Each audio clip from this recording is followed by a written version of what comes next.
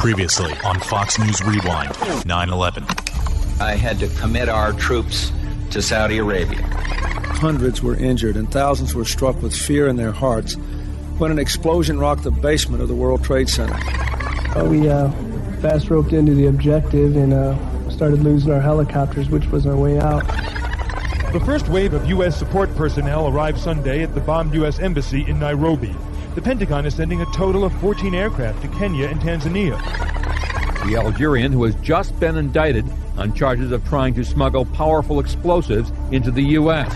And he paid a visit to the Cole, describing the damaged part of the ship as a tangled mass of metal and wire. And there was this increase in chatter over the summer of 2001. The instructor reported that Atta was very aggressive, that more than once he tried to force the controls over to himself even before he had passed any tests. Legendary freedom fighter Ahmed Shah Massoud, who fought against the Soviets and the Taliban, only to be assassinated. History is over. The Cold War has ended. We won. They lost. We let down our guard. Episode 4, 9/11.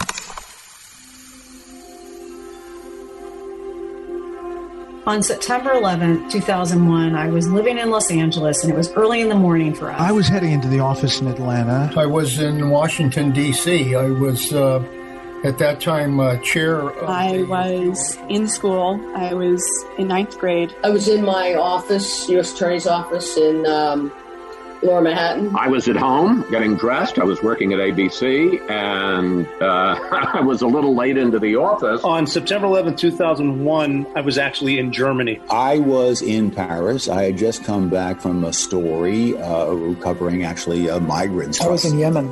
I was in Sana'a, Yemen. I had just come off a nice long weekend. It was a beautiful day, as I recall, in London, as it was in New York. What about tax cuts? Not right now. Talk about it at the next event. Very good. Okay. I may talk about it today. I am going to talk about education, though. Any news? On education? Yeah. Pay attention. Always. Only facts, no opinions. I awoke in Florida and Sarasota, accompanying the president for a visit to a school. Former White House press secretary, Ari Fleischer. He was going to go promote the importance of reading, and especially for minority students. That was a big thrust of his campaign in 2000, and he was following through on it. Skies were clear, the weather was gorgeous, no humidity, even in Florida, and I boarded the motorcade for the most routine trip you can imagine to go to the Emma Booker Elementary School. 6 a.m. on the morning of September 11. Border counsel for the 9/11 Commission, Janice Kephart. Mohammed Atta easily passes through Portland, Maine Small Airport and takes a flight to Boston Logan's International Airport. That morning, I was in my kitchen with my wife, and I was waiting for my brothers to come to my house because we were all going to play golf. Brother of New York City firefighter Stephen Siller, Frank Siller. 4 brothers, my brother Russ, my brother George, and my brother Stephen, who was a New York City firefighter that was just finishing his night tour in Squad 1 in Brooklyn, and then and myself. So we were going to go play golf. We didn't get an opportunity to do that too often, but that's how the day started. And we were all so excited because the weather was just like so perfect, and just to be around each other was a very special day. At 6:45 a.m., Atta arrives at Boston Logan Airport. I was assigned to the bus terminal in Midtown Manhattan for the Port Authority Police of New York and New Jersey, and I was a patrolman. Former Port Authority police officer, Will Jimeno. My daily tasks were protecting the facility of the bus terminal, and that be including, just making sure everybody is safe, make sure people had information, make sure that anybody that needed medical assistance we tended to. So that was our primary goal, just safety and information and protection of both buildings and all our commuters that come to our facility. 7 minutes later, he has a conversation with his best friend and fellow flight school student, Marwan al-Shehi, who is about to board another plane. It was about a 3-minute conversation, and it would be the best friend's last. 9/11 in New York City and Washington, D.C. was a brilliant day. Fox News congressional correspondent Chad Pergram. Just, a full day, the sun shining. It was amazing. Between 7:15 and 7:35 a.m. at Washington Dulles Airport in suburban Virginia, hijacker and pilot Hani Hanjour and his 4 muscle hijackers, 2 of whom were brothers, checked in. This is what kind of a day we have in store. As you can see, 80s here in the east. No rain in sight after the storm scooted through last night. The weather was absolutely beautiful. I remember it being like 72 degrees. There was not a cloud in the sky. Co-host of Fox and Friends on the Fox News Channel, Steve Doocy. And because it was so nice, we were actually doing a portion of our program outside on the plaza where we do a lot of our Fox and Friends stuff. And it was a typical day. It was September, kind of at the end of the summer. United Flight 175, also bound for LA, was boarding with al-Shehhi and his 4 muscle hijackers. I was living in Clifton, New Jersey, so I got up in the morning, got ready for work about 5 a.m., walked into my bedroom, kissed my wife Allison goodbye, kissed her belly goodbye because she was 7 months pregnant.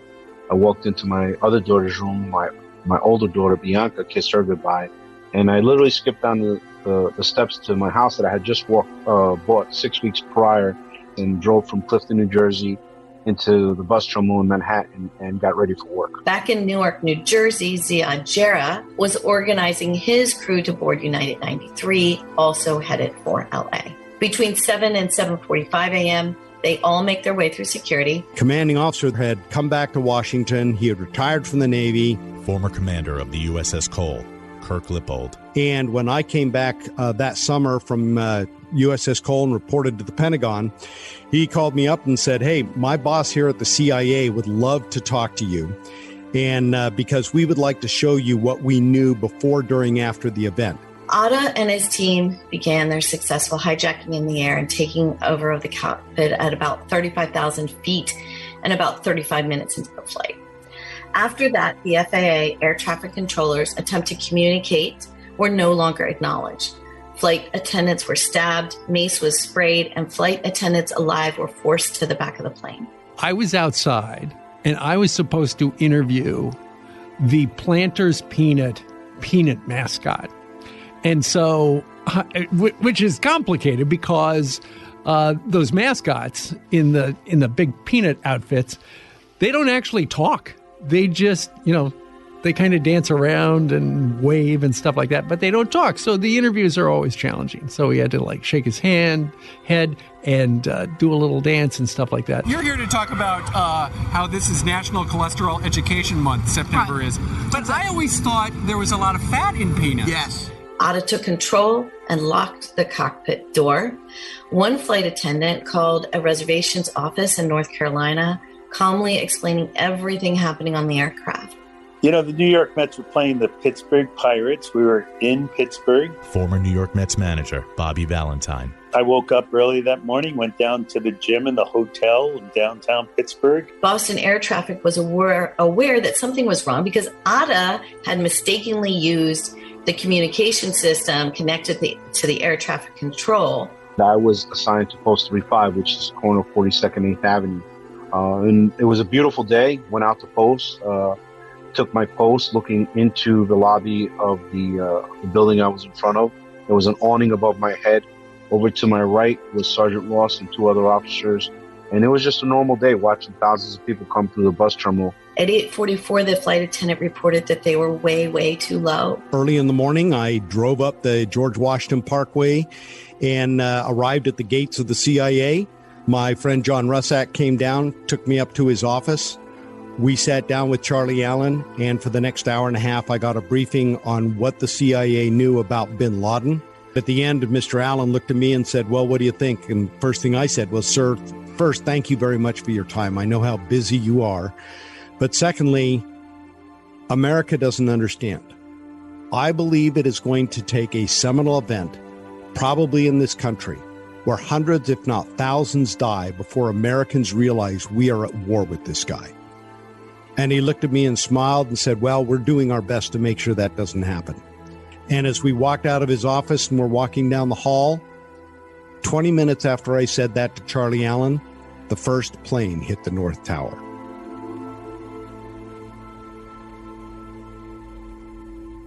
I looked over and I saw Sergeant Ross pointing up in the air, and he was following something, an object. I couldn't see it because the awning was above my head.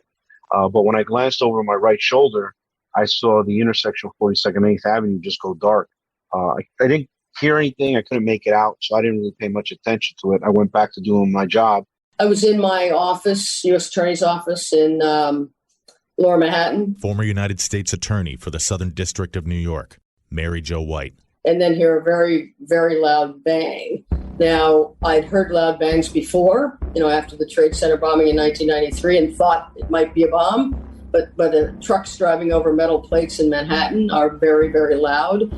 So you don't jump to conclusions when you hear a very loud noise. But I turned to my window, which saw just the edge of one of the towers, and I saw what looked like confetti flowing out of the Trade Center that had obviously been hit by that first plane. And it was about maybe a couple minutes later, our radios crackled, and the police desk asked for everybody to come back to the police desk. So they gave the code out 840, which means for all officers to return to the police desk, which was odd at that point because in the morning, the rush, we have thousands of people coming through. For every officer to leave their post had to be something big. So I started heading back to the police desk. The producers came on in my ear and said, an airplane has just flown into the World Trade Center. Get back on the set as soon as you can. Welcome back to Fox News. We have a very tragic alert for you right now. An incredible plane crash into the World Trade Center here at the lower tip of Manhattan. It's believed a 737 has crashed into. There's speculation at this point, but at least 3 floors taken out, crashed into the side of the building. Joining us right now, one of the producers with Fox Report, Owen Mugen on the scene. Owen, what do you know? What do you see? Where are you? Yeah, Brian, I'm on the roof of my building, which is about 5 blocks to the south of the World Trade Center. I'm looking right now at the World Trade Center. There's a massive gaping hole on the second tower. It's about 15 stories from the roof. It's just unbelievable to look at. There's a massive hole. It looks like something out of a movie. There is a huge hole in the side of Tower Number 1. Tower 1. Owen, your apartment is just a few blocks from it. Did you hear anything? I was lying in bed. All of a sudden I heard what sounded like a plane or something coming extremely low, and then we just heard this shattering explosion. I ran up to the roof and confronted by this horror. There's a gaping hole. I can see the south face, and there are flames. There are papers flying out of the windows, black flames. There are flames coming out of multiple floors. I mean, I never thought it was by mistake. I'm not a pilot, and some people said it was obvious it was a passenger jet. Host of The Brian Kilmeade Show and co-host of Fox and Friends, Brian Kilmeade. But it just was such a clear day, and I never thought it was by mistake, but I thought it was definitely an attack. But I did not think it was anything, but a single passenger plane or a little bit bigger than that. One of the things that I learned while I was in the Navy was always follow somebody in that knows what they're doing, so your chances of coming out of a bad situation are higher. And one of those people was Sergeant John McLaughlin. And as I rounded the police desk, I looked up, I could see the lieutenants and the sergeants, they were busy on the phone. But I focused on Sergeant McLaughlin, and I could see concern in his face, so that caught my attention. As I went back into what's called our reserve room, our break room, the TV was on, and New York 1 was on. We had a big screen TV back there, and as I walked in, I saw the Trade Center, and I saw Tower 1 with a big black gaping hole in it. Smoke was coming out of it. And right then and there, something that we were taught in the academy as Port Authority police officers is that we do the same job as the NYPD and all our counterparts in the New Jersey side, since we're cops on both sides, both states. But one of the things that sets us apart is that all our facilities are target-rich environments. We were hit in 1993, and the senior cops would always say they're going to come back to those towers. And right away, we knew those were terrorists. Within a minute, the image came up. We got it from our Fox affiliate.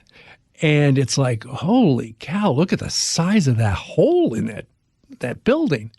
And it was like, I don't think that was just a Cessna or a traffic reporter who had gone awry off course. That is a big hole in the side of the building. The plane obviously went in on one side and came out the other. There's debris all over the ground down below. Broke through on part. Yeah, exactly. And as you can see, it affects perhaps 10 floors. Yes. I'm looking at this big hole in the side of the World Trade Center, and I was thinking, how are they going to fix that? I'm grabbed a payphone and got a hold of my wife, which was a miracle because the phone lines were really busy that day. I started talking to her. She was asking me questions. That's when our Inspector Fields, came in the back reserve room and said, "Hey, we've commandeered a bus on 9th Avenue. As we call your name, get on the bus. We're going down to the World Trade Center, which is owned and operated by the Port Authority and protected by the Port Authority Police." And he said, "We're going to help our brothers and sisters do a rescue." So at that point, I hung up the phone, which and is a rare thing. I didn't tell my wife I loved her. I just hung up the phone. And myself, Dominic Pizzulo, Mike Robles, another senior officer, we were the first three to just get on the bus. And about 18 other officers got on the bus, and we started making our way from Midtown to downtown. Sergeant McLaughlin was leading the way in his police suburban, and we got down there pretty quick. We do know there is debris all over the floor, down the pavement down below, and crews are, they've got all the police and the fire department and the emergency technicians are headed to that area. This is horrible. And also when you think about what happened to the World Trade Center before, with the bombing there and the chaos that surrounded it, this is a much different challenge, right, just as grave. And also, from one of our perspectives, we can see that not only are there gaping holes, but debris continues to fall down below at this hour. My brother Stephen was almost to the Verrazano Bridge, because where he was working in Squad 1, which is in Park Slope, which is not far from the Verrazano Bridge. So he was on his way home, as I said prior to this, to play golf with me and my brothers. He turned his car around, went back to his firehouse, and got his gear. I walked over to the president, told him, passed on the sketchy information we had. He sort of lifted an eyebrow and was like, "Find out more." Former White House Deputy Chief of Staff under President George W. Bush, Karl Rove. He was literally, I remember, in the middle of shaking hands with people when I talked to him. And so it was like, turned around and sort of over his shoulder, like, "Find out more." A couple of minutes later, Connie Rice called with the same information. And about 9 o'clock, a friend calls me and says, "Turn on your television." Anchor of Fox News Sunday, Chris Wallace. And I said, "Why?" And they said, "There's been an airplane has crashed into the World Trade Center."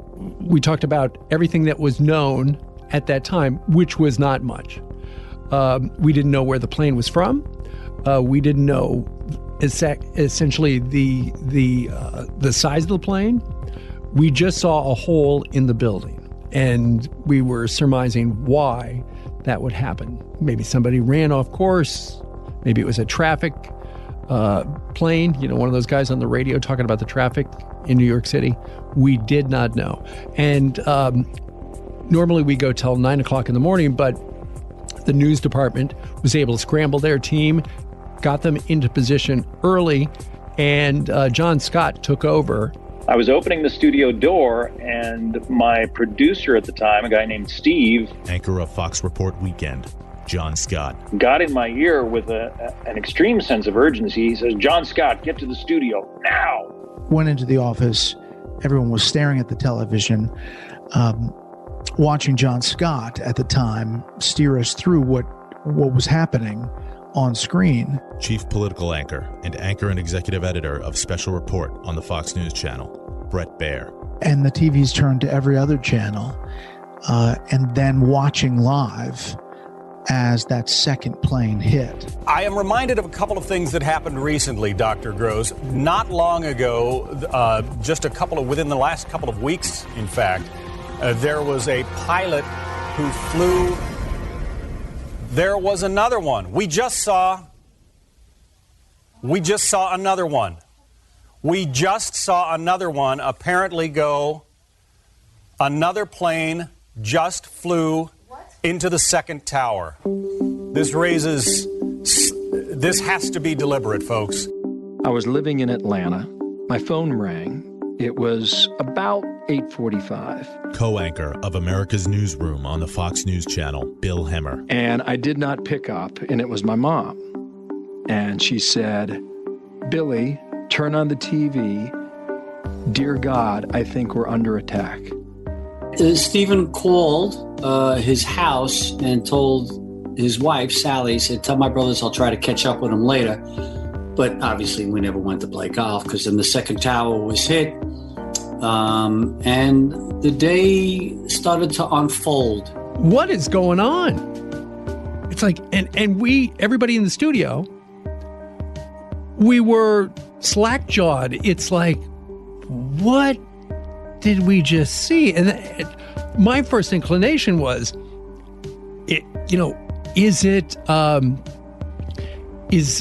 are these airplanes on like autopilot and somebody's like accidentally navigating them into the building? And the reason I thought that was because I saw a movie once upon a time that had essentially that same plot line. But it became very apparent very quickly that what was happening was terrorism. The White House Chief of Staff, Andy Card, knows that he needs to go tell the president. And so he walked over to the door. And I remember at the time that when he got to the door, he sort of stood there for, it seemed like an eternity. In retrospect, it was probably, 1001, 1002. But he stopped. And I didn't know why until years later, when we happened to be on a program together, and he talked about that moment and said when he got to the door, he suddenly realized he had to know precisely what he was going to say to the president, because the worst thing would be for the president to have to ask him a question in return. So Andy opened the door and walked in and whispered the news of the second plane. He said to the president, "A second plane has hit the second tower. America is under attack." We immediately knew that it was some kind of attack on the United States. Former White House Chief of Staff, CIA Director, and Secretary of Defense, Leon Panetta. I told the members of Congress, I said, we've just gotten a report that the trade towers have been struck by what appears to be a terrorist attack. And I would recommend that all of you, get out of here as soon as possible, because who knows what the next target could be. But I'll remember forever, the president walked into the room, and I've known him a long time. We met literally when we were in our 20s, so I could read his moods. But I saw a different person that day, because when he walked in, he was very calm. He was very deliberate. There was steel in his voice, and he very calmly said, "We're at war.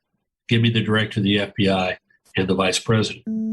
Bit of a frantic situation, and there's everybody now is working the phones, trying to learn more, figure out what's going on, collect information. A TV was then wheeled into the room. We got a hold of the FBI director, Robert Mueller, but we couldn't get a hold of Vice President Cheney, who at that moment apparently had been grabbed by a Secret Service, and they were literally, rushing him down the hallway to a secret entrance to the president's emergency operations center, the bunker under the White House lawn. The president did talk with Condi Rice again, and then Governor Pataki of New York, who was in Manhattan that morning. But it was clear, America had been attacked. We didn't know by whom, but it was clearly well planned, at least the initial assault, and with horrific consequences. And then I personally asked to get a crew and go downtown, and I went with Scott Wilder, who is now an executive here. He was just a cameraman then, and we hopped in an SUV, and we tried to weave our way all the way down to the towers. I was at the deli on Fulton Street, and I heard a loud rumbling, and when I walked out of the deli onto Fulton Street, I looked up in the air, and there was an airplane actually going into the World Trade Center, and flames were coming out, and smoke was just billowing in the air, and tons of people were running down Fulton Street, just running each other over. And I made my way back to my office on Water Street, and when I got upstairs, I looked out my window to see what was going on, and the Second World Trade Center just went into flames. When we stepped off the bus about a block away from Vesey Street, I looked up, and it looked like Armageddon. I mean, there was papers flying everywhere. There was dust. There was debris. There was black smoke. I knew that the firemen, being one myself, Former New York City firefighter Bob Beckwith, was in the building to do their job and put out the fires. Stephen drove to the mouth of the Brooklyn Battery Tunnel, where it was closed for security reasons. I know how he put on his fire gear because there was an eyewitness that said to me that your brother's car came to his black truck came to a screeching halt, got out and calmly put on his fire gear, and started jogging into the tunnel. And by the time we weaved down, I was immediately struck by the fact that there was some order. I mean, cops immediately started pushing you a certain direction. As crazy as things were, I did get the sense that law enforcement was scrambled in an effective way. I never thought things were out of control. I never thought police were running for their lives. What caught our attention was right away was one of our senior officers said, look, they're jumping. And that was tough because as I looked up out of the big black gaping hole out of Tower 1, people were jumping. And, people jumping by themselves, holding hands.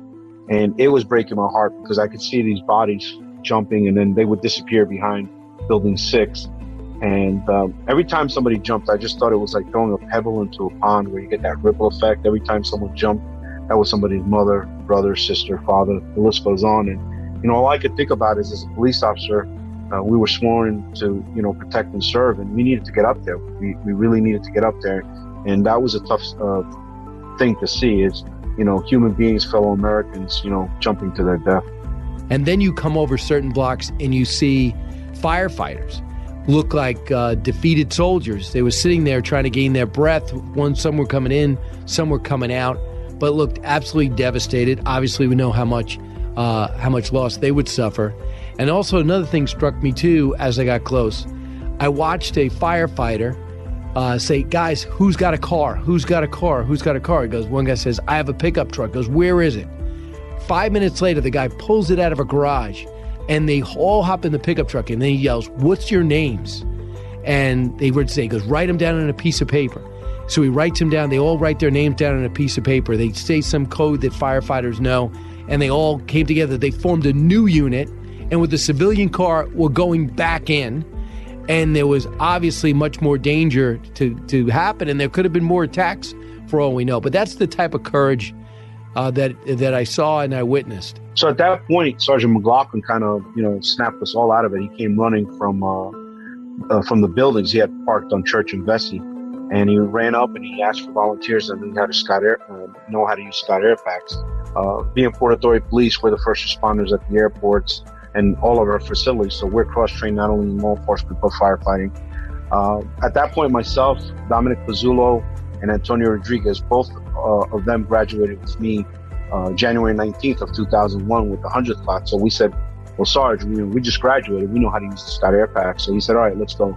And we're a team of 4. And as we started running toward the buildings, I got to tell you, it was scary because, I knew everybody else was going to have jobs to do because they were, kind of just staging there. But between us and the buildings, there was nothing but destruction. I want to bring into the conversation William Daley.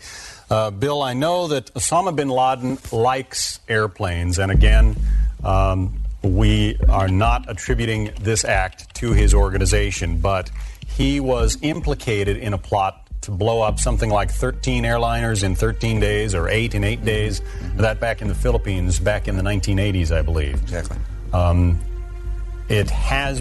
Airplanes have been his terrorist weapon of choice in the past. They have, because they hold for someone like a bin Laden or other terrorists. The fact that you could take a plane and within just the number of people on the plane commit such a horrendous act at one time makes an impact to the world. Combine that with what we see in front of our eyes today at the World Trade Center, and you certainly conjure up the worst possible scenario that certainly law enforcement could think of what a terrorist might do. Dan Bartlett pointed to the TV, and we all wheeled around, and you could see the airplane hitting the World Trade Center. It was a rerun. That was rerun 1,000 times that day on the news, but it was the first that the president had seen it. And you just now start the gravity of it all. We kept working the phones. The president was learning a bit more information. And then the president wanted to address the nation. Now, the furniture in the room was meant for, kindergartners. So there was not a big formal table and big adult-sized chairs. So the president he sat down at the table and began to talk with Ari and Dan and I about what he was going to say to the press. And he had a Sharpie and a piece of paper, and he's literally writing on sitting in a little chair meant for a kindergartners and sitting at a table meant for him. And we're talking about this. And Eddie Marinzel, the head of the Secret Service detail, came in. Eddie is thin, small, trim, a really wonderful human being. And he came in a very quiet voice. He said, "Mr. President, we need to get you to Air Force One Airport as quickly as possible." I, unfortunately, will be going back to Washington after my remarks. Secretary of Rod Page and Lieutenant Governor will take the podium and discuss education. I do want to thank the folks here at Booker Elementary School for their hospitality. Today, we've had a national tragedy. 2 airplanes have crashed into the World Trade Center in an apparent terrorist attack on our country. I have spoken to the Vice President, to the Governor of New York, to the Director of the FBI, and have ordered that the full resources of the federal government go to help the victims and their families and to conduct a full-scale investigation to hunt down and to find those folks who committed this act. Terrorism against our nation will not stand. And now, if you join me in a moment of silence.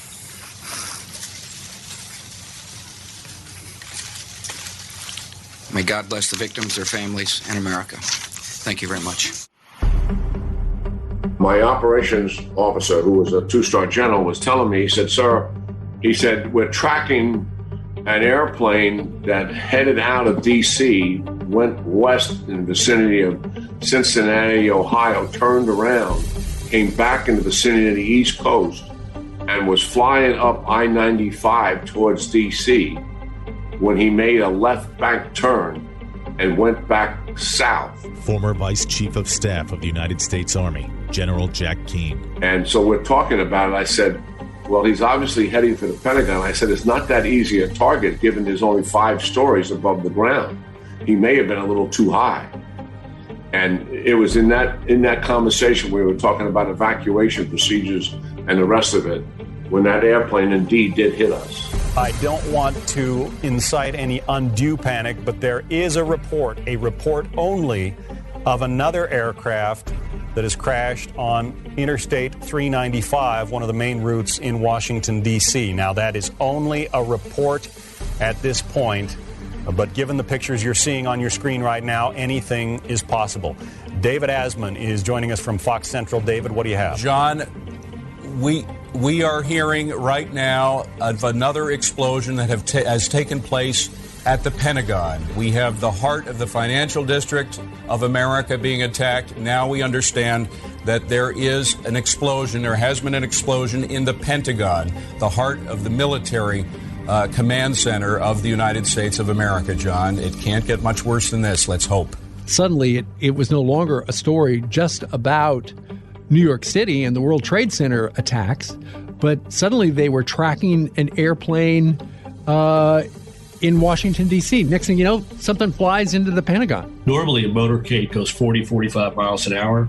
This thing went like a bat out of hell. I mean, we were, it took us basically, we were doing 60 miles an hour, better than 60 miles an hour for the entire journey of about 5 miles. But once we got onto the highway, we were going like 80 or 85 miles an hour. And we left just after 9:30, and literally while we're pulling out of the parking lot, Flight 77 smashes into the Pentagon. So on the way to the airport, the president gets word of the attack. The phone in the car rings. It was a small phone to his right up on the side of the vehicle. He pulled it down. I could only hear one side of the conversation, but I knew it was bad news when he said, "Is Rumsfeld alive?" Meaning Secretary of Defense Donald Rumsfeld. I started driving into work to ABC News, and on the way, I saw this huge, billowing black smoke, this cloud, but coming from the ground, not from the sky, off on the horizon. And as I'm listening to the radio, it becomes evident that the Pentagon has also been hit. And on our right side and left side, near the front and near the back of the car, were police cars that were matching us at like 80 or 85 miles an hour. I'd never seen it before, and I never saw it again in a presidential motorcade. And later in the day, I asked Eddie, I said, "Eddie, what was it with those police cars bracketing us like that?" And he said, "We were concerned about a car bomb And we wanted to make certain that if the motorcade was intercepted, that the bomb would go off 15 or 20 feet further away from the president, give him a better chance of surviving. So I would leave, bid my farewell to John, hopped in my car, jumped back on the George Washington Parkway, headed south toward the Pentagon, and I was a complete mess. I had kind of looked at it and said, you know, you are given responsibility for a $1 billion national asset, and 17 of your sailors died in an attack by the same guy that's now attacking your nation. Surely there could have been something you could have said or done that may have helped in this. That was just how I felt. The president got up just over halfway up, and Eddie Marenzel, who was standing next to me, looks at me, and something crackles in his ear, and he says to me, "Move." And it was not like, you know, have a good time. It was, get your sorry ass up those stairs. So I began to run up the stairs. I got up about 2/3 of the way, halfway, 2/3 of the way. I looked to my right, and I could see under the wing of Air Force One, they were moving the press corps onto the plane. But first, they were stripping them of every piece of electronic equipment they had. They had their tape recorders, their laptops, cameras, whatever it was. They were stripping them of them, throwing them on a mat. They had a bomb dog checking to make sure that there was no explosives among the stuff. And they were forcing the press onto the plane without their equipment.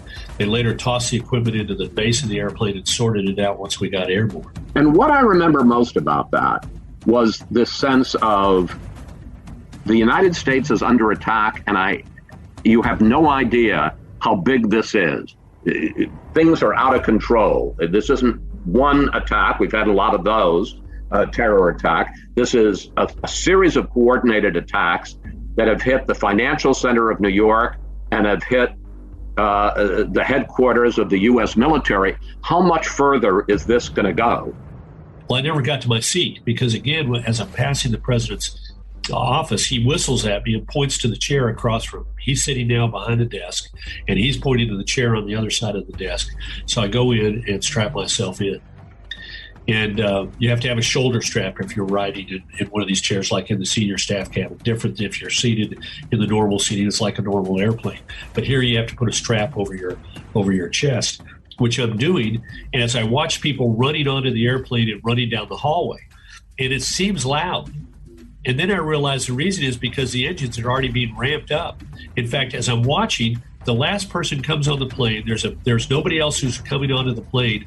And all of a sudden, the stairs disappear. The stairs are on the back of a truck, and bam, they're gone. You can just see them being pulled out of there at a rapid pace. And the reason is because we're starting to move.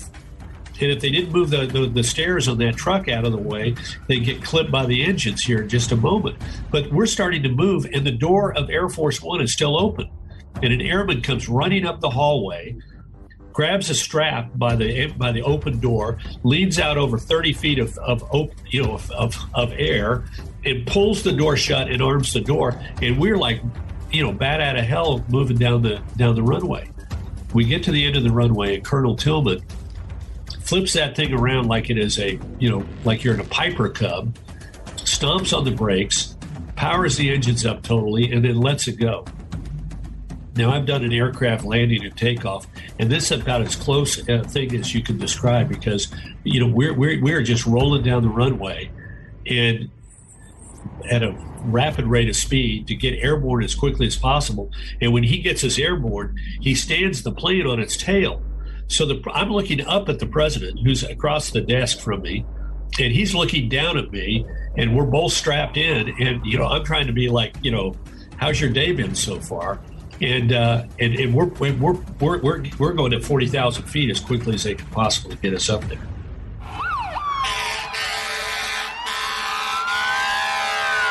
Sergeant McLaughlin asked us to follow him downstairs. We were in the concourse levels. For those that don't know what the World Trade Center was, two large buildings, and they were connected by a mall level, or the concourse as we call it.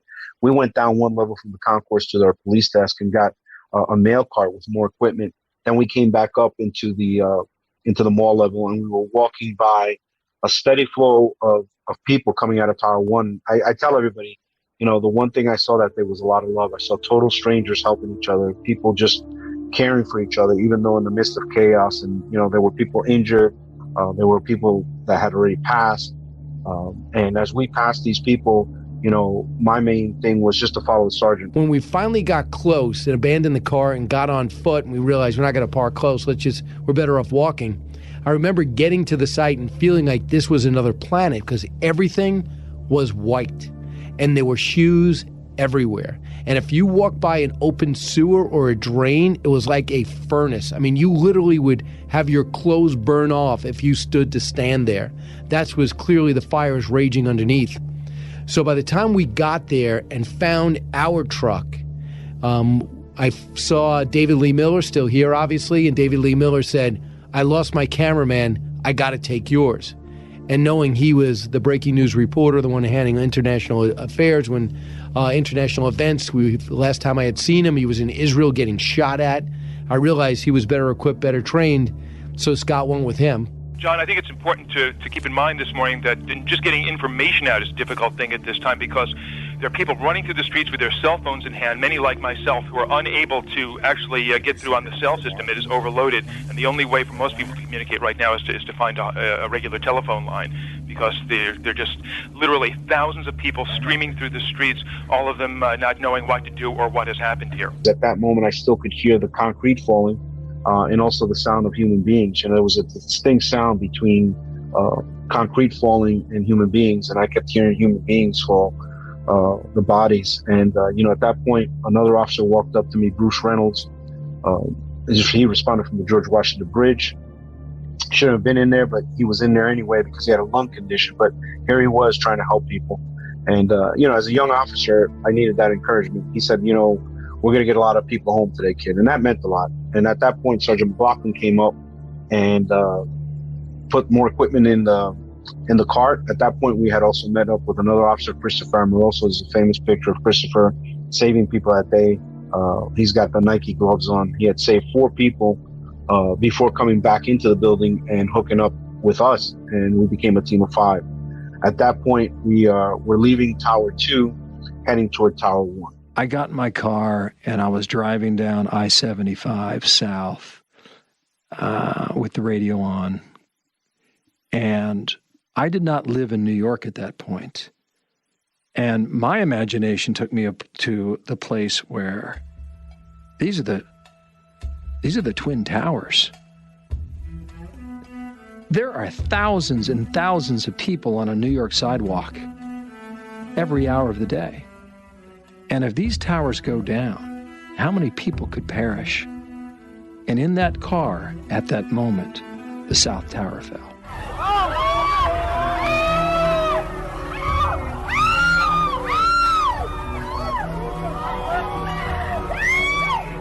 We started walking down the hallway away from Tower 2, and we were halfway down that hallway when Sergeant McLaughlin stopped us because he had to talk to some firefighters and an EMT that was walking past us, informing them. And that's when I heard a humongous boom from above. It was immense. So I turned around and looked into the lobby of 2 where we were just coming from. And I saw a fireball the size of my house. And I didn't know what to do. I was just standing there holding my helmet. It felt like an earthquake. I looked up and everything was shaking. At that moment, Sergeant McLaughlin saw what I didn't see, which was as the building is coming down, there's a debris field coming toward us. So he told us, run toward the elevator, which again was a miracle that doorway was there. So Dominic ran, I ran. I saw the sergeant behind me. As I hit the hallway, as the first time I said to myself, "Will, what did you get yourself into?" The lights started flickering. I could see brown debris. And I started to follow Dominic, and that's when something picked me up and just slammed me on my back. I was on my back. I went for my radio. I was yelling 813, which is our code for officers down. I'm yelling, and then something hits my hand, my radio. I lose my radio. I grab onto my helmet, and I'm holding on for dear life as just concrete is just coming down on us. And something hit my helmet, ripped it literally off my head. I had a chin strap, just took it off my head, and I just held on for dear life. And, it sounded like it lasted forever, but then it just stopped. We are looking at live pictures of the World Trade Center literally starting to crumble. It is falling apart as we watch these pictures live. The World Trade Center, 110 stories, literally starting to fall. John, the scene is horrific. One of the 2 towers literally collapsed. I was making my way to the foot of the World Trade Center, suddenly, while talking to an officer who was questioning me about my press credentials, we heard a very loud blast, an explosion. We looked up, and the building literally began to collapse before us. There was debris falling, I'd say at least 3/4 the height of the building. People within the entire perimeter began literally, including myself, which is why I'm out of breath, to run for our lives. When the first tower came down, I was still in my house at that time, and my mother-in-law was watching the TV, and I turned to her and I said, "Nancy, I think I just lost my brother." I found myself in a dark void. After a couple minutes, I started seeing a little light coming in from above me, about 20 to 30 feet above me. There was a hole. And when I could finally see, all I saw was I was buried in concrete. To my left was Dominic. He was in a push-up position down. Down toward my feet, I could hear Sergeant McLaughlin on the other side of like the concrete wall. And he said, "How's everybody doing? Sound off." I said, "Jimeno." Dominic said, "Pizzulo." And at that point, we didn't hear Antonio Rodriguez or Christopher Amoroso. And I kept yelling their name for like 2 minutes. And that's when Dominic finally said, "Will, they're in a better place." The president was trying, I think, to get some kind of a message out to the nation, and the Secret Service simply said it was too dangerous. They didn't want him going anywhere public. So for a long time, there was a dearth of communications coming from the White House and a dearth of information, which was part of the frustration. Secret Service and Colonel Tillman were adamant, we're not returning to Washington. The president wanted to get back to Washington. At one point, he said, the American people don't want some tin-horn terrorists keeping their dang president out of Washington. And almost immediately, an argument breaks out. The president says, we're returning to Washington. And everybody says, you shouldn't return to Washington. We don't know what else is coming. We don't know what else might be there. There might be somebody with a shoulder-launched missile just waiting on the final approach to Andrews for you to appear. We don't know. And it was interesting to watch because I've known the president a long time and not an angry guy, but that's one of the few moments where I saw him almost get angry. I mean, everybody's piling in. Eddie Morenzel, Chief of Staff Andy Card, the Vice President, please, Mr. President, don't return. And the president says, we're going home. We're going to Washington. And finally, after some amount of time, I mean, at one point, Eddie comes in and starts to repeat some arguments to the president that Andy had made earlier. And the president snapped at Eddie and said, you tell Andy if he wants to make those arguments, he can come in here and make them again himself. Finally, though, Major Tom Gould came in and said, Mr. President, we don't have a full fuel load, and we got a lot of people in this plane. So it had just enough sense to it that the president agreed. He wasn't happy about it, but there was an agreement to it. One of the questions was there another plane headed to Washington, and was it headed either for the White House or for the U.S. Capitol? And as somebody who was living and working in downtown Washington, there was a real sense of fear. And you have to add to this, on a professional level, you're obviously trying to cover the story, but there's also a personal component. As somebody who lived in Washington, I had kids in schools across the metropolitan area, 3 different schools. And as you're concerned about how widespread this is going to be, and is it going to be just, I say in quotes, planes flying into buildings, or are there going to be chemical weapons or biological weapons? You want to get your family back together. And of course, as soon as all of this happened, Washington went into complete gridlock. The phone system went out. The roads became completely jammed because everybody was running to collect their children, to get their families together. In a sense, at that moment, you were running for your life. It felt like a bomb hit or a plane hit or something like that. But the whole floor was... A plane did hit. Yeah, and then we looked out the window, all we saw was debris all over the place. But we thought the building was going to topple over. It was going so... Well, one of them did. One of them did. We were in Tower 1. We made it out. Well, you're a lucky man. Thank you very much. I was in a lot of pain because I had literally a wall fall on my entire left side, and the pressure was kicking in. And Dominic said, I'm not hurt, but I'm kind of stuck. So what happened was this wall that fell on me missed him, but he was buried in the debris. So after a little bit, Dominic was able to shimmy out of the Scott air pack and literally crawl over my face because this void we were in was very, very tight. When I'm telling you I had maybe 18 inches above me and maybe a couple feet to my right, Dominic crawled over me, got into this little hole where he could crouch. And at that point, he asked Sergeant McLaughlin, Sarge, I think I could go up this hole and go get help. Sergeant McLaughlin said, no, you got to get Jimeno out, and then you and Jimeno get me out because you'll never find us again if you go out into that debris field. There was a big shaking. Some of the ceilings collapsed. Looks like there was a fire in the elevator shafts. And they brought everyone down and started bringing everybody down the stairs. So you came down from the 77th floor. 77th floor, down the stairs. Down the stairs. Yes. What was happening around you? People screaming? No, people were pretty calm. When we got down to 6th floor, there was like another shake or another explosion. Everyone started panicking, but everybody was really calm, and the police and firemen were very helpful. At that point, Dominic made a brave decision, and he decided to stay and try to get me out. And it took him about 10, 15 minutes. He was trying to get me out, and he couldn't get me out. And that's when we knew we were really in trouble. And that's when we heard another humongous boom. It was the other tower coming down. We can see the top of the building from here. Oh, yeah. Oh, there it goes. There it goes. There it goes. There it goes. Oh. When it comes down, we're all right. You do need to put it down now. I think we need to put it down now. Here we go.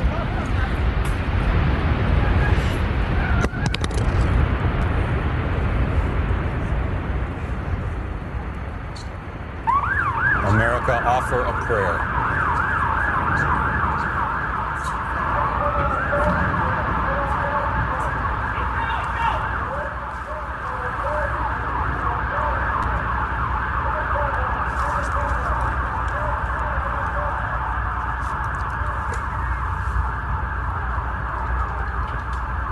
America, offer a prayer. At that point, I thought I was going to die. You know, I made the sign of I love you in sign language, and I crossed it on each hand, and I crossed it over my chest as something I do to my wife and my kids.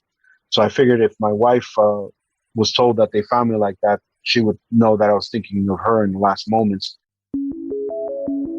According to American Airlines is confirming that its Flight 11 from Boston to Los Angeles was hijacked today, and that its plane was the first one involved in this attack on the World Trade Center. Obviously, the air traffic controllers are trying their absolute best to get a handle on this, and one of the ways, because they know that commercial airliners are being used as weapons, is to get all of those planes down. Now, you can't get, when you've got thousands of planes in the sky over America, you can't get them down in a great hurry, but at a certain point, we got most of them down, and then the question was, were there some planes still up there? Are they just people who haven't been able to land yet, who haven't gotten the message, or have they been taken over as well? At this point, normally at this time of day, there are typically 4,000 aircraft aloft in the United States. These are international, domestic flights, a variety of ones, and these include military planes as well as private and commercial aircraft. At this point, there are only just a few hundred at this point because they have ordered a national ground stop as of 2 hours ago. It's the first time in U.S. history that they have ordered all U.S. planes to be grounded immediately. International flights are being diverted to Canada, and the ones that are domestic are being ordered to reach their destination as soon as possible. When we boarded Air Force One, the first word we got aboard the aircraft was that there were still 6 unidentified aircraft that had not responded to the order for all aircraft in the United States to immediately land. So our first thinking is 3 planes have hit their targets. There are 6 more to go. We were sitting in the office when you got a phone call on Air Force One. And it's Vice President Cheney on the other end of the line. And again, I could only hear one side of the conversation. Andy Card and I are sitting there. But Cheney says something to him, and the president listens for 10 or 15 seconds and says yes. Listens another, 10 or 15 seconds, says you have my authorization. Listens a few moments longer, says you have my authorization, and says yes, and hangs up. and looks at Andy and I and says, I've just given authorization to the military to shoot down any aircraft inbound to a critical target that's not under control of its crew. And I remember how even keeled his voice was, how just sort of normal tone it was to say such an extraordinary thing. And I was so shocked, I can't remember what he said next, but I remember him sort of looking off and reflecting on what a terrible order that would have to be, and how he would hate to be that pilot to have to receive and act on that terrible order to shoot down an aircraft like that. A young lieutenant colonel, she was in her office space when the attack took place. They were severely damaged. The walls collapsed, part of the ceiling collapsed. After the blast, they got a significant fireball that came through, then white smoke, and then black acrid smoke. The fireball impacted both of them, and she put the fire out on herself and put the fire out on her co-worker, who was a civilian woman, and she was overweight. And she tried to move her, and there were no lights in the Pentagon, of course. She couldn't move her, carry her, but she put her on her back, and then she crawled out on all fours. And she had to go the length of about a football field before she could get past the black acrid smoke. And just prior to coming out of that, she heard another woman in her office moaning, and obviously she was injured. And then when she got clear of the smoke, she took, she was on the second floor. She took a computer and threw it through the window and got this woman to the windowsill and got her to jump. I think likely she probably pushed her, but that was not said. And the woman is telling me this story with the lieutenant colonel laying in the bed next to her.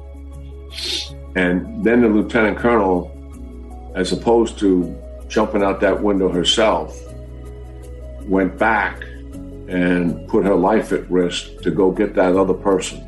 You know, there were moments like that all day long. You know, Rumsfeld leaving the office, his office as Secretary of Defense, throwing off his jacket and going to the fires. Just do what he could to save lives. But the most extraordinary moment of the day was Flight 93. At 8:42 a.m., United 93 took off from Newark. This was where Ziad Jarrett was to be the pilot. Janice Kephart. It was supposed to, this was the plane that was out of sync because it was supposed to have departed at 8 a.m. Otto was only going to crash 4 minutes later, and there was one less muscle hijacker on this flight. The FAA by this point was realizing they were dealing with multiple hijackings. At 9:28, the hijackers attacked, but this time the pilot, the U.S. pilot, was struggling and calling Mayday right after receiving warnings from a United dispatcher that cockpits were being intruded by hijackers. My phone starts ringing, and it's my wife. Brother of United 93 passenger Louis Joseph Nackey, Ken Nackey. My wife goes, "Hey, just got a call from your dad. He believes Joey was on one of the flights." And I'm thinking to myself, no, that can't be. You know, I mean, you immediately, your mind goes into denial. At least mine did. And I'm thinking, nah, that can't be. I says, has his wife heard from the airlines yet? And he, asked, I had more questions than she had answer for. And she says, no, I don't have anything. You know what I mean? I'm just waiting for a call back from your dad, but your dad believes that Joey was on one of the flights.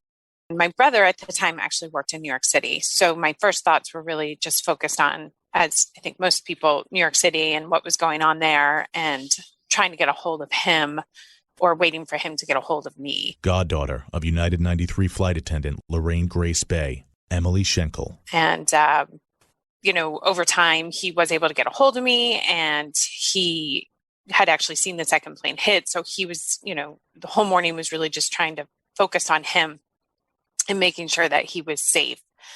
And then I I honestly don't even know what time it was at this point, but I got a phone call from another family member, and she was extremely upset to the point that I couldn't really understand what she was trying to say. And I kept saying, no, Derek is okay. He's okay. I've talked to him. He's trying to get home. It's going to be okay. And then at that point, I realized what she was trying to tell me is that, my godmother, whom I called aunt, was on Flight 93. After the actual hijacking took place, the passengers and crew were pretty much forced to the rear of the plane. There were supposed to be 5 hijackers on Flight 93, but there was only 4 due to the fact that one of the hijackers was not let into the country, was actually sent back out of the country before 9/11. So there's 4, terrorists on board and 40 passengers and crew. They were pretty much huddled back into the back of the plane, and due to their small numbers, the terrorists kind of let them kind of do what they could do, not what they wanted to do, but what they, limited what they could do. Well, family, they started making phone calls. At 9:39, Jarrah, like Atta before him, mistakenly broadcast to the Cleveland Air Traffic Control, and he's telling the passengers to stay seated because there was a bomb on board. And the passengers, beginning to get calls and understanding what was going on as well, knew about the other hijackers and began making calls to family members, etc., to both find out what was going on, but also to tell them that they were on this flight. Well, there's one anecdote that's always stood out to me. It's a little embarrassing, but I'll tell you anyway. Fox News senior political analyst, Brit Hume. So I'm sitting in the studio, and of course, in Washington, the backdrop of that studio is a window that looks out at the U.S. Capitol. And so that was behind me as I was sitting there doing the Washington end of the anchoring. I wasn't on camera much, but that's where I was sitting. And at one point, Brian Wilson, who was over on Capitol Hill for us, just up the street, called in on the briefing line to say that there was a plane headed up the Potomac River at high speed, and nobody was sure what it was, but they thought it might be headed for the Capitol, and they were evacuating the building, which I promptly reported on the air that they were evacuating the Capitol. That was the kind of event, that happened that day. And presently, Kim Hume walks into the studio while I'm not on, and she said, "We're moving you to the other studio next door. Because, if that plane hits the Capitol, you're going to be in the line of fire there." And I made an extremely pompous little speech about how this is where I need to be. This is the work I signed up for. This is what I do. This is where I should be.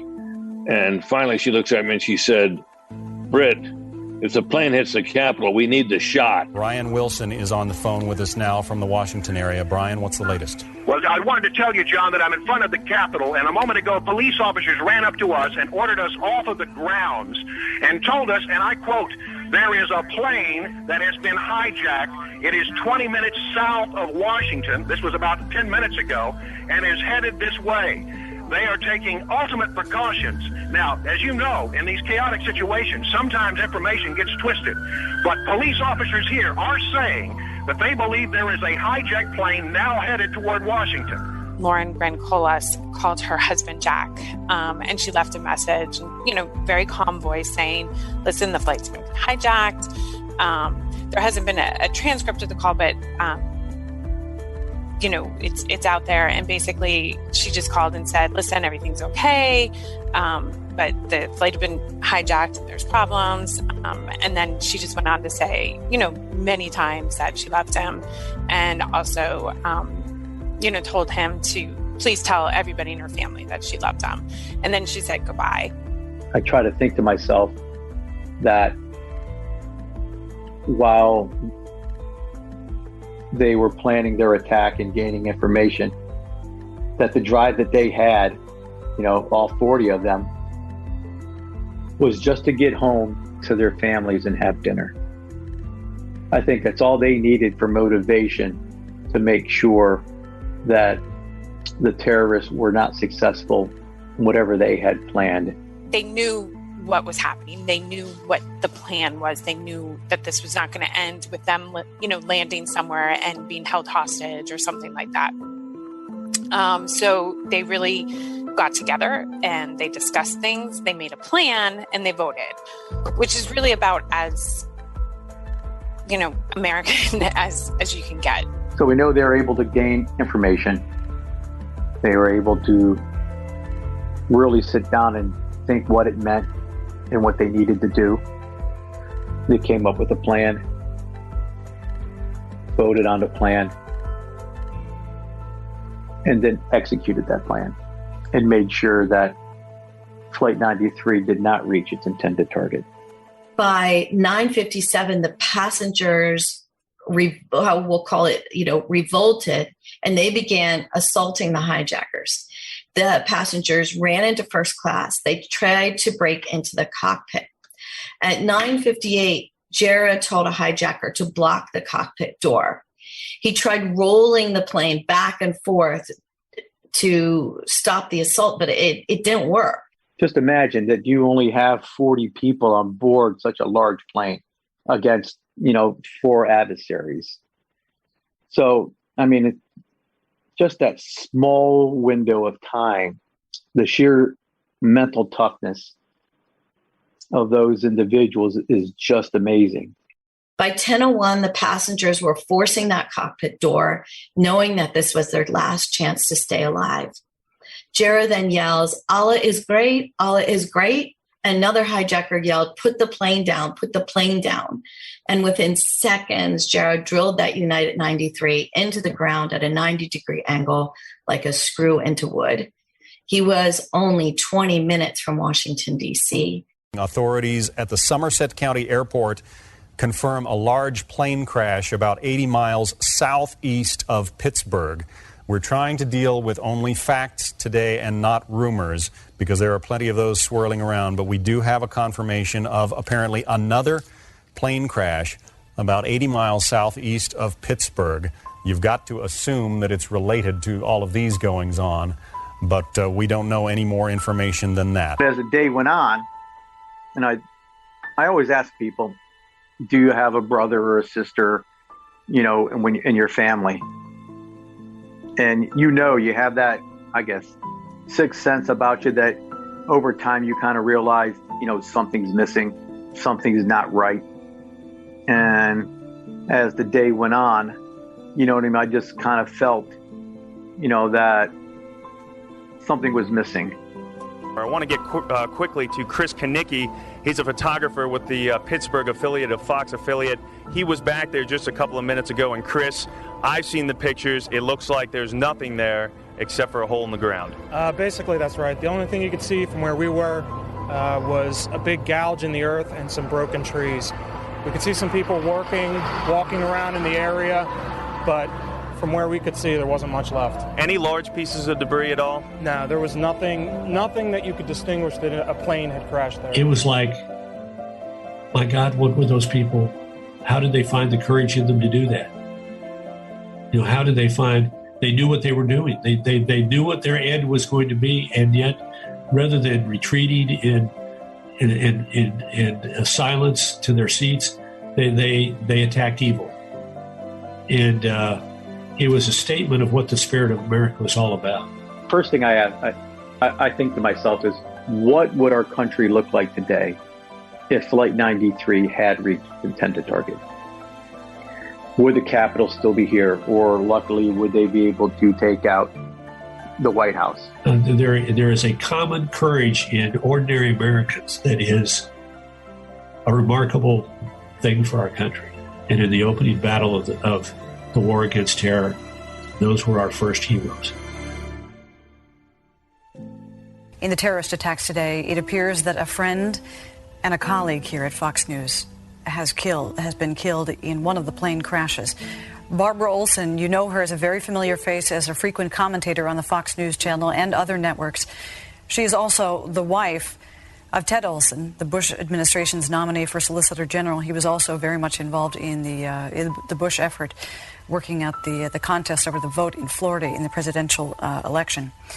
It appears that Barbara Olson was on the plane that crashed into the Pentagon. She is believed dead. And we're very sad to report it. We also learned about the death of Barbara Olson, the wife of Solicitor General Ted Olson. And this hit me particularly hard because I knew Barbara and Ted. In fact, I tried to talk Barbara into coming into the White House as the director of the Office of Public Liaison, and she just, for a variety of reasons, was not able to do so, but we learned about her death.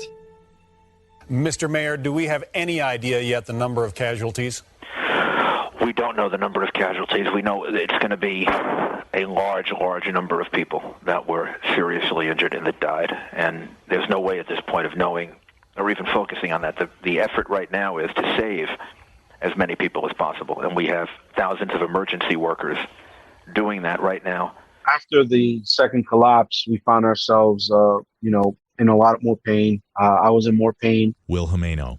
Sergeant McLaughlin was not yelling, who was being crushed in a fetal position. When I looked over to my right, Dominic Pizzulo, my buddy and my fellow officer, he was bleeding out of his mouth. He had taken a severe injury from a piece of concrete that came in during the second collapse.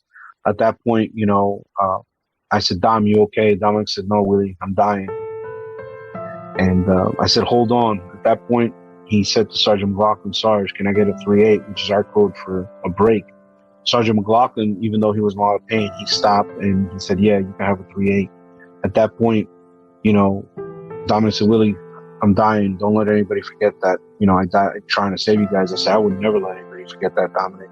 At that point, he pulled out his sidearm and he pointed up into the hole above us and he fired around in a last-ditch effort for someone to know we were down there, and he passed. I can't imagine anything worse than this. There's got to be. I can't imagine. Everybody on the plane must have died. The floor, I got friends of mine on 104th floor, friends on other buildings. I just spoke to one of my friends a half hour prior to that, getting ready to go upstairs to go to work. I was yelling to the sergeant that Dominic had passed. He told me to keep focused, being the professional he is. And we continued our struggle for survival at that point. I asked the sergeant what to expect. He goes, nobody's ever written a book for this training. We're going to have to just, literally from within survive. That started a long evening of pain and suffering. During that course of time, some fireballs had fallen in, started burning me, my arm, and somehow they would put themselves out, but they would continue to fall in. And at one point, I guess they must have landed near Dominic's pistol that was now near him and heated it up. And next thing you know, his weapon fired off above my head. So 15 rounds went over my head, which was insane. And I was just like almost frantic at that point, but I couldn't move. I couldn't do anything. And we end up at Barksdale Air Force Base near Shreveport, Louisiana. Karl Rove. And the reason was that this base had been on lockdown since the day before. So there were no civilian personnel on the base. Everybody was in a training exercise at, sort of DEFCON 1. And so the entire base is treated itself like it's on war footing. So it's the most secure of all the 4 facilities that we've now passed. Freedom itself was attacked this morning by a faceless coward. And freedom will be defended. I want to reassure the American people that the full resources of the federal government are working to assist local authorities to save lives and to help the victims of these attacks. Make no mistake, the United States will hunt down and punish those responsible for these cowardly acts. I've been in regular contact with the Vice President, Secretary of Defense, the National Security Team, and my cabinet. We have taken all appropriate security precautions to protect the American people. Our military at home and around the world is on high alert status, and we have taken the necessary security precautions to continue the functions of your government. We have been in touch with the leaders of Congress and with world leaders to assure them that we will do whatever is necessary protect America and Americans. I ask the American people to join me in saying a thanks for all the folks who have been fighting hard to rescue our fellow citizens, and to join me in saying a prayer for the victims and their families. The resolve of our great nation is being tested, but make no mistake, we will show the world that we will pass this test. God bless. At 10:32 that morning, a phone call came in to the White House. Ari Fleischer. That then went through the Situation Room, got transferred, then the information transferred to the PIOC, the bunker underneath the White House, where the Vice President, Condi Rice, and other top White House officials were. And then the Vice President called the President on Air Force One and said to him, we just got a phone call saying Angel is next. Now, Angel is the Secret Service code word for Air Force One. The fact that someone had the name Angel sent shockwaves through the Secret Service and through Colonel Mark Tillman, the Air Force One pilot. How could anybody have the code word for Air Force One and call the White House and say Angel is next? At this point, the government has been dispersed to undisclosed locations. And so the president wants to have a meeting with everybody, but I mean, the vice president's at the PIOC, Rumsfeld's in a secure facility at the Pentagon, Norm Mineta, the head of the transportation department, who pulled all the planes out of the sky. He just happens to be, I think, at the PIOC, but there are others. The CIA director, Secretary of State is in South America. I believe it was Peru. And so the president says, well, I'm going to come back to Washington. And they say, Mr. President, we recommend that we brief you first. The nearest facility that can accommodate such a briefing with everybody dispersed to these undisclosed locations is an hour and 15 minutes north of you at Offutt Air Force Base in Omaha, Nebraska. As to retribution, lawmakers particularly careful not to make any overt suggestions and lay blame. There are obviously a lot of suspicions that this may be something from Islamic fundamentalists, someone from the Arab world, or the types of terrorists who have tormented the U.S., whether it was in Yemen when the USS Cole was bombed or elsewhere. But they're also cautious to say it's still very early, and that type of speculation could prove unwarranted, notwithstanding all the signals that they are very suspicious that that's in fact where the blame may lie. And when we got on the ground at Offutt is the headquarters of the Strategic Air Command. So the runways were designed to survive a nuclear blast. So they're long. I mean, they're like, 12,000 feet long. I mean, nearly 3 miles long. So we land on this long runway, go to the very end of the runway, and there's a little box, a little concrete box there, like you'd see alongside a major highway, a telephone switching box. It's got a door in it, and that's about all it's got is a door and then equipment inside, and it's literally about the size of a square of a door plus framing. And that's what this was, and it's literally in the middle of the prairie, the Nebraska prairie, out there at the end of the runway. And we go to the door, they open up the door, we walk down several hundred feet down a stairwell, and there is a gigantic bunker underneath the plains of Nebraska, where there's a giant screen showing the world. The president then has the briefing. The president simply said, I'm going back to Washington. The Secret Service would have preferred him to stay overnight in Offutt, but at that point, there were no more aircraft in the sky. All the aircraft had landed. There were no worries. We had established combat air patrols over the skies of the United States. Air Force One had a fighter escort, which it never has when it flies domestically. And the president just said, I'm going back. In fact, I remember him saying to Mrs. Bush, he said, all I know is if I'm in the White House and an airplane is heading my way, I hope I read my Bible that day. There is movement from the President of the United States. He apparently has wrapped up a National Security Council meeting that he was conducting via phone at Offutt Air Force Base. There you see Air Force One in the air. He is headed back to the White House. I got a phone call by a firefighter, Richie Obermeyer, which was a neighbor of my brother Stephen. Frank Siller. And Richie said to me, Frank, Stephen's on a list of missing firefighters. And I said, Rich, I do know that. We haven't heard from Stephen all day. I keep calling him. And he goes, Frank, it's really bad down here. And I said, yes, I could see that, Rich. And I got calls from other people saying how bad it was. And he goes, no, Frank, you don't understand how bad it is. And I said, Rich, I understand. He goes, no, Frank, you don't understand. Nobody's coming home. I have reason to believe that a great many firemen and policemen are trapped in that rubble. They arrived at the building to try and help people who were inside. And when the buildings collapsed, it is believed a great number of New York's finest and bravest died at the scene. As the night progressed, it got even worse. The pain, we talked a lot. Me and my sergeant, we kept each other awake. We talked about our families. And he was straight out with me. He said, look, if they don't get to us by the morning, we're going to die from compartment syndrome. He explained that what that was to me, and how our bodies would shut down. So we just kept fighting. We kept fighting, and for many, many hours. It wasn't until 8 o'clock that night that I heard in the distance, United States Marine Corps, can anybody hear us?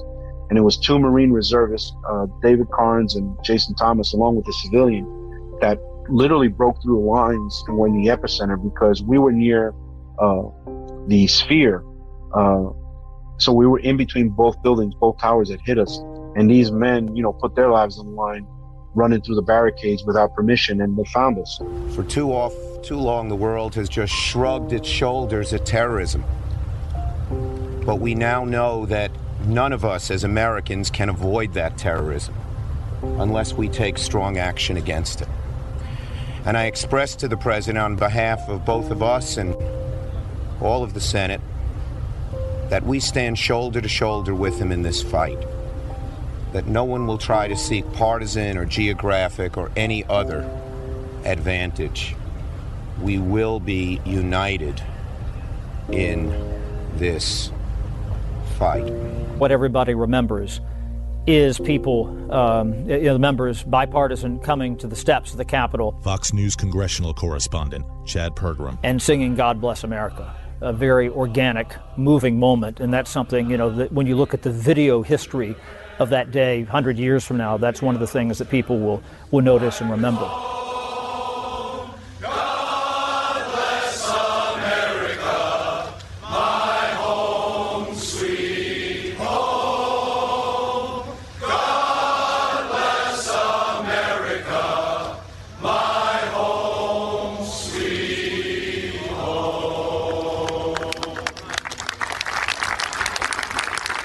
Two of us are standing in the walkway outside the private office talking about the day's events when all of a sudden we look out the window and up plows a fighter jet and takes up station at the right wing of the aircraft, the F-16 fighter. And we'd seen fighters earlier in the day, but they were always either way above us or way below us, and we could only see when we made a turn. But this guy was right on our wingtip. And so my colleague said to me, get your camera, take a picture, because I'd had a little electronic camera that I was taking photographs with. So I went into the office where my briefcase was, the president's office, and there was an F-16 on our right wingtip as well. And so I went back out in the hallway, and we were sort of talking about this sort of excitedly when all of a sudden both of us woke up to the fact that this was not a ceremonial escort. We'd crossed into what's called the National Capital Airspace. And these 2 aircraft were the last line of defense. Their job was, if anything came up off the ground or came through the air towards Air Force One, their job was to put their craft between that threat and Air Force One.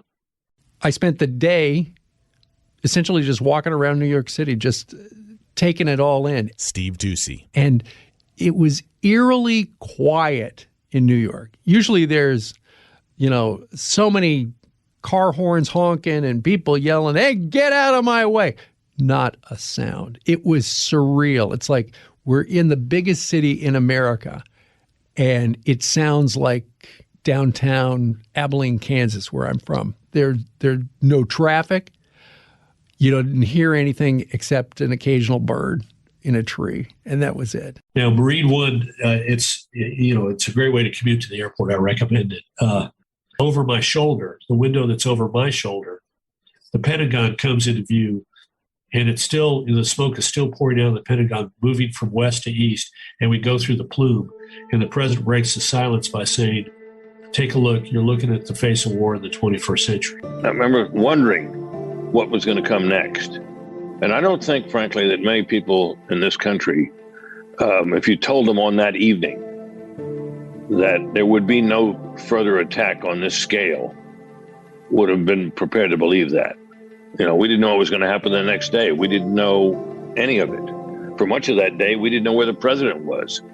You know, there was no day I've ever experienced quite like it. The thing I will always remember later that night, when I came home later that night, was the smell.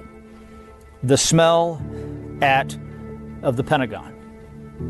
That was a distinct smell that I've never smelled before, of jet fuel or chemicals and construction. It was just extraordinary what I smelled at the time, and it's something, they always talk about your olfactory nerves are the most sensitive. You remember the smell of your grandmother's sugar cookies, or the perfume your date wore at the prom or something.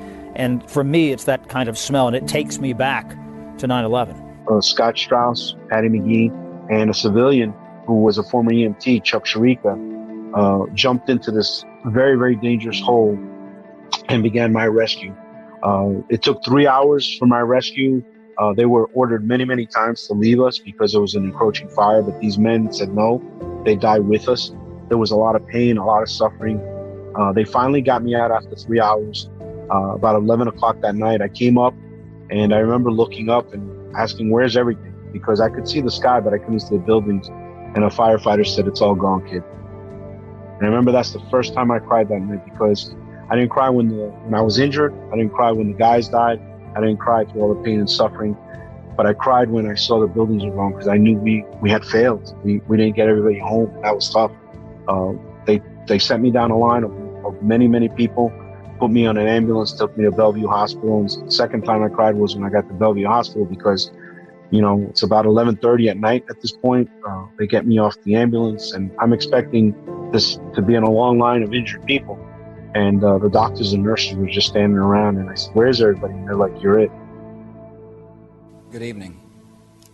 Today, our fellow citizens, our way of life, our very freedom came under attack in a series of deliberate and deadly terrorist acts. The victims were in airplanes or in their offices, secretaries, businessmen and women, military and federal workers, moms and dads, friends and neighbors. Thousands of lives were suddenly ended by evil, despicable acts of terror. The pictures of airplanes flying into buildings, fires burning, huge structures collapsing, have filled us with disbelief, terrible sadness, and a quiet, unyielding anger. These acts of mass murder were intended to frighten our nation into chaos and retreat. But they have failed. Our country is strong. You certainly didn't have the sense that the al-Qaeda attack was over. Chris Wallace. I think everybody was waiting for the next wave of the attack. But here was our leader reaching out to the American public and saying, we're going to bring the people who did this to America to justice. And that gave a certain sense of comfort. Not that the war was over, but at least that we were now going to begin waging our war. I've directed the full resources of our intelligence and law enforcement communities to find those responsible and to bring them to justice. We will make no distinction between the terrorists who committed these acts and those who harbor them. I appreciate so very much the members of Congress who have joined me in strongly condemning these attacks. And on behalf of the American people, I thank the many world leaders who have called to offer their condolences and assistance. America and our friends and allies join with all those who want peace and security in the world, and we stand together to win the war against terrorism. Tonight I ask for your prayers for all those who grieve, for the children whose worlds have been shattered, for all whose sense of safety and security has been threatened. And I pray they will be comforted by a power greater than any of us, spoken through the ages in Psalm 23. Even though I walk through the valley of the shadow of death, I fear no evil, for you are with me. This is a day when all Americans from every walk of life unite in our resolve for justice and peace. America has stood down enemies before, and we will do so this time. None of us will ever forget this day, yet we go forward to defend freedom and all that is good and just in our world. Thank you. Good night, and God bless America. Next time on Fox News Rewind, 9/11. We have, in a sense, the luxury, the breathing space to mourn. We ask Almighty God to watch over our nation and grant us patience and resolve in all that is to come. I said, "You okay, Mr. President?" He said, "Yeah." I started to get down. He said, "Where you going?" I said, "I was told to get down." He said, No, you stay right here." I can hear you! We missed significant opportunity by not passing the information about the hijackers. Those entrusted with protecting you failed you. And I failed you. The Taliban regime is coming to an end.